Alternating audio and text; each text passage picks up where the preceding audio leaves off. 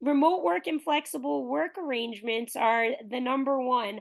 I Oh, think yeah. that's actually the most positive impact on DEI too. Again, Oh, as yeah. a mom, I have a disabled child also, caretaking for elderly parents as well.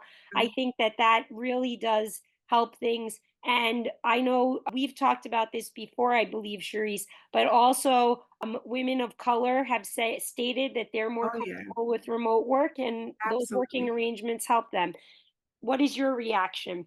Oh, I completely expected this answer. I completely expected it. I mean, even with the example that we were just talking about with I want to go out to the bar and we're outside of working hours, but whoever is at the bar with this particular leader gets to have these really great conversations and put their name in Absolutely. hats that we didn't even know existed.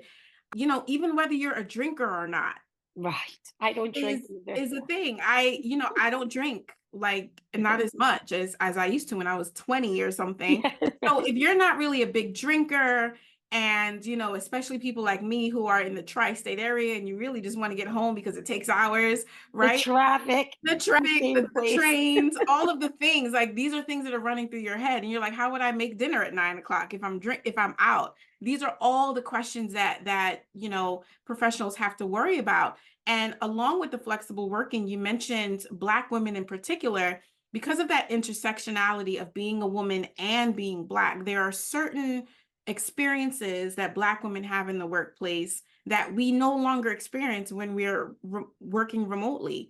Things like microaggressions, things like, questions like, where are you really from? Or, people touching your hair. Like, I'm just naming a few. But when you're at Right. home, you don't have to, no one's asking to touch your hair, really. I mean, no one really cares about those things. You may not be experiencing the same microaggressions.